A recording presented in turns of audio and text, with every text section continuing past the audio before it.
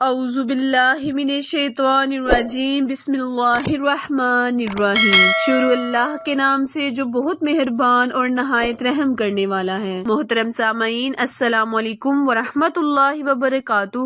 امید ہے آپ سب خیر و عافیت سے ہوں گے اور دعا گو ہوں کہ اللہ پاک ہمیشہ آپ کو صحت و تندرستی والی، ہزاروں خوشیوں والی، رحمتوں والی، برکتوں والی زندگی گزارنے کی توفیق عطا فرمائے۔ سامعین، آج میں اپنے سننے اور جاننے والے معزز اور پیارے بہن بھائیوں کے لیے رجب کے آخری جمعے کا بہت ہی خاص، بہت ہی مجرب وظیفہ لے کر آپ کی خدمت میں حاضر ہوئی ہوں۔ پیارے بہن بھائیوں، اس وظیفے کی بہت ہی برکت ہے اور بہت ہی فضیلت ہے۔ خصوصی جمعۃ المبارک کے دن اس وظیفے کو کرنے سے اللہ تبارک تعالیٰ آپ کے عمل میں، آپ کے رزق میں خیر و برکت عطا فرمائے گا۔ جمعہ کا دن اسلام میں یوم جمعہ کی بہت عظمت و فضیلت بیان کی گئی ہے اور اسے ہفتے کے دنوں کا سردار کہا گیا ہے، جس میں اللہ تعالیٰ کی خصوصی نعمتیں، رحمتیں اور برکتیں بندوں پر نازل ہوتی ہیں۔ حضرت ابو ہریرہ رضی اللہ عنہ سے روایت ہے کہ رسول اللہ صلی اللہ علیہ وآلہ وسلم نے فرمایا، وہ بہترین دن جس پر سورج طلوع ہوا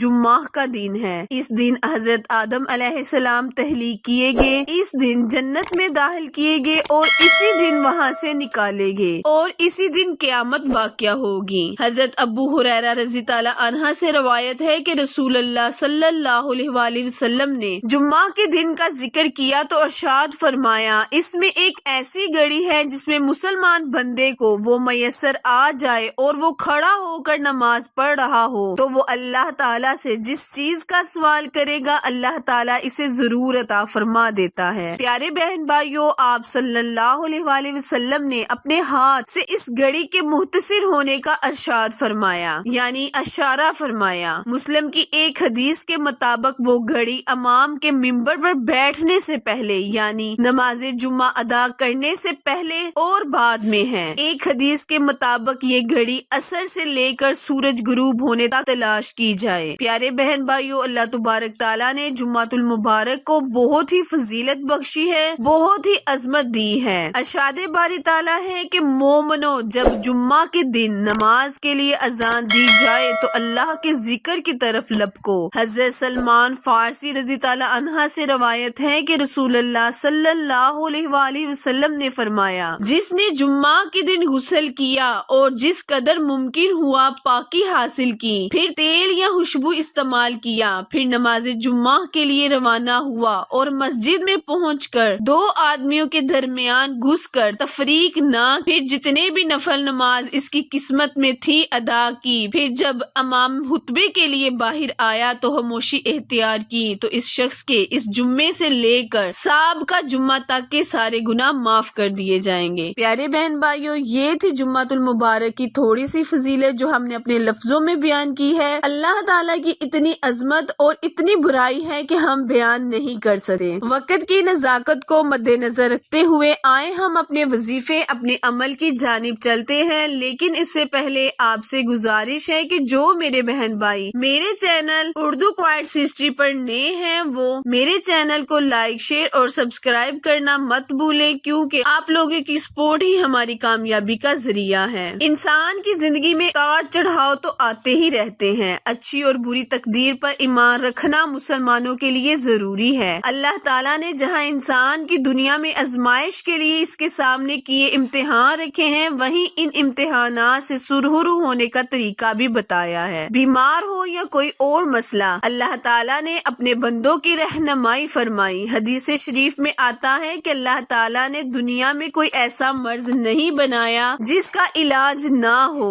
وظیفہ پیارے بہن بھائیوں آپ سن لیں اور سمجھ لیں، اللہ تبارک تعالیٰ کا بہت ہی مبارک نام یا وہاب کا یہ وظیفہ ہے۔ آپ نے آپ کی جو بھی خواہش ہے اس کو، اپنے مقصد کو اپنے ذہن میں رکھتے ہوئے اس وظیفے کو کرنا ہے۔ انشاءاللہ اللہ پاک سے دعا ہے کہ آپ جب بھی کوئی اللہ سے سوال کریں گے تو اللہ پاک آپ کی حاجات کو پورا کرے گا، آپ کی مشکل پریشانیوں کو دور کرے گا۔